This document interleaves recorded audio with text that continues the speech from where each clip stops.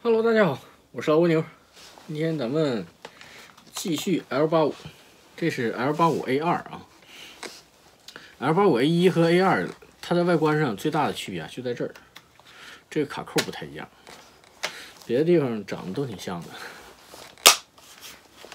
然后它的这个保险呢，也在这个枪机的附近这个位置开保险。快慢机呢，在尾部这块。这只啊，跟之前那个 L85A1啊还是不一样的啊。那个 L85A1我那个是电动的，这个呢是气动的。好了，话不多说，先上数据。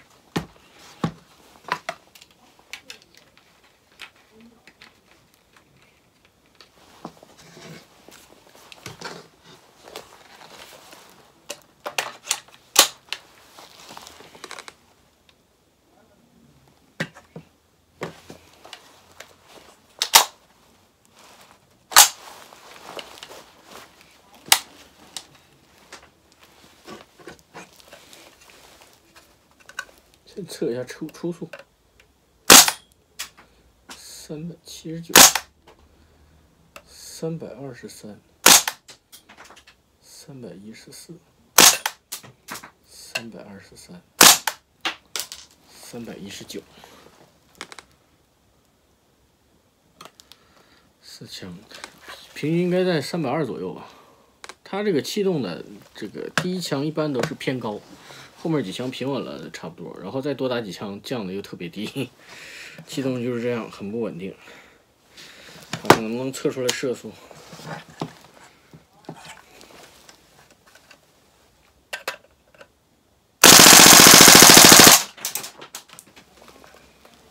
射速13.8，也算可以了。14左右，每秒钟14发，这已经算是多的了。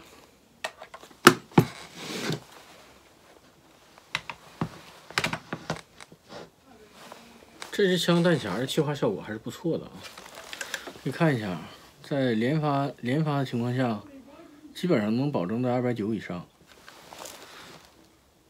能保证在290 FPS 已经算不错了。之前你看我测试了几款气动的，它是在连发的时候都降到100多去了。有的时候这个气动枪就是这点不好，单发还能保证它这个效果，但是如果要是连发的话，初速会降得很低，还算不错。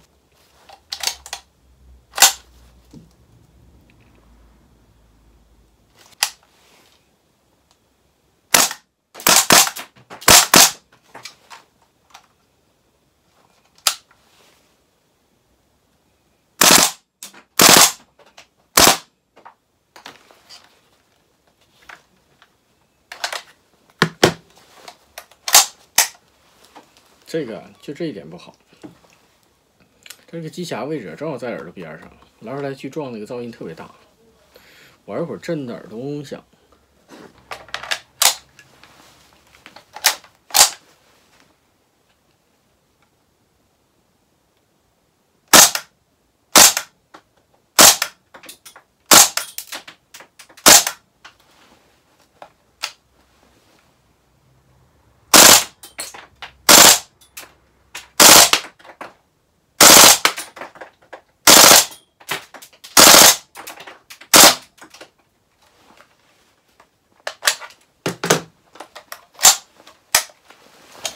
不知道大家注意没注意，连发的时候偶尔会有这个一次双弹的情况，有一颗打出去了，有一颗就跑得特别近。这个枪买回来以后，我没怎么鼓捣它，也没怎么调，还需要稍微调一下。一般的像电动的还好说一下，电动的一般买回来直接用没问题，气动的回来多数都得稍微调一调，不然的话就会出现这种或者那种的毛病。之前那个74U 啊。也有类似的问题嘛，是吧？这个气动的呢，它跟电动的稍微有点区别。首先呢，电动的，因为这个握把里要有电机嘛，它握把要稍微厚一点，这个气动的握把握着会舒服很多。我喜欢这种，可能我手比较小吧，就喜欢这种这个细一点的握把，再加上它这个枪身也是电动的，可能因为里边要加那个波箱啊这一系列的东西都比较厚，它做的就稍微来说比气动的要厚实一些。所有的都一样，包括那个什么 M4啊。416我没太注意，因为416那个本身枪身就是稍微大一点的嘛，看不太明显。但 M4的话就看得比较明显了，电动的明显感觉比这个气动的要厚实一些。这支枪整体来说呢，质量还是不错的啊，它这个尼龙啊做的感觉非常结实那种感觉，然后这个机匣这块也都是。应该是金属冲压的吧，反正就仿的还可以。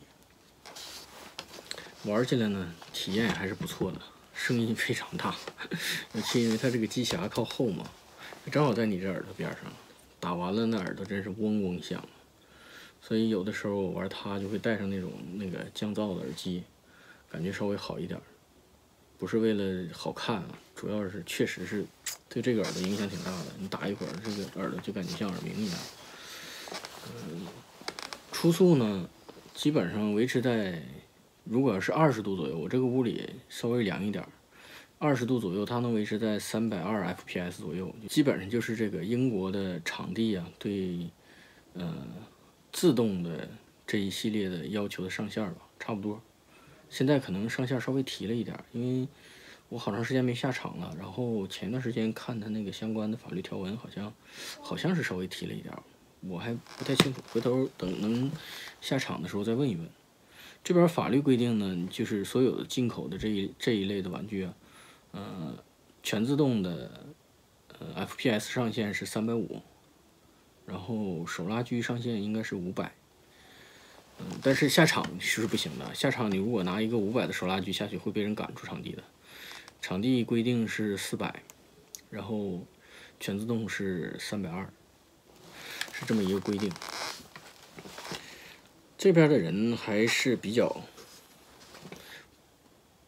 不能说比较，这边人非常遵守各项规定。之所以我觉得这个运动能在这边，发展起来，可能也认为跟大家比较遵守规则有关。这不像咱家里边动不动就改的，都已经高的没边了，是吧？毕竟是玩具嘛，没有必要，是吧？咱们我觉得这项运动如果想好好发展下去的话，那就是你有个底线，大家都遵守这个底线，它才有可能发展。否则的话，就只能像现在这样起起落落，起起落落，永远得不到发展的。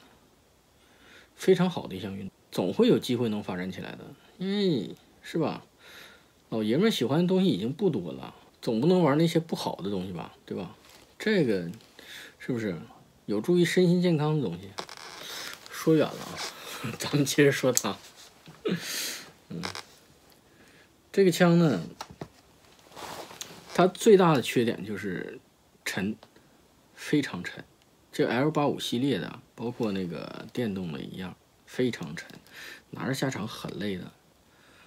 所以，我下场从来没带过。A1和这个 A2下场从来没带过，基本上就是，AK 我拿过，那个 M4我经常用，甚至那个 ARP9是我最喜欢的，轻啊，又轻又小，下场最喜欢这种东西。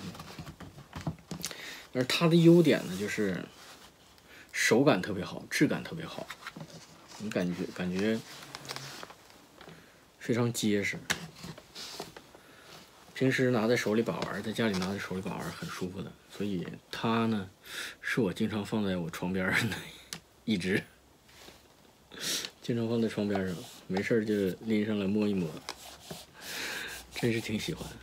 气动枪呢，它就是缺点呢，就是不是很稳定。这个咱们已经说了好多回了，用气儿的毕竟是这样。回头我给它装一个这个 HPA 的阀，试试用 HPA 感觉怎么样。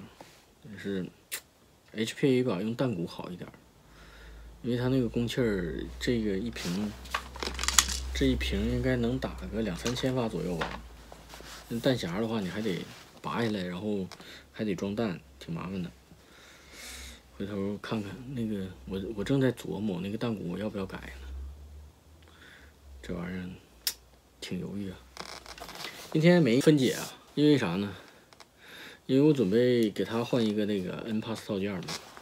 等到时候换 NPAS 套件的时候，我再做个视频，到时候连这个分解视频就等于在一块儿了，对不对？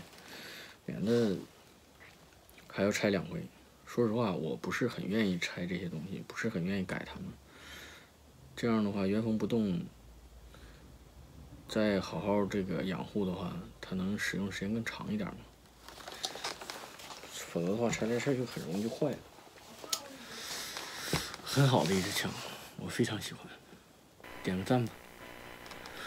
好了，今天视频就到这里，谢谢大家，再见。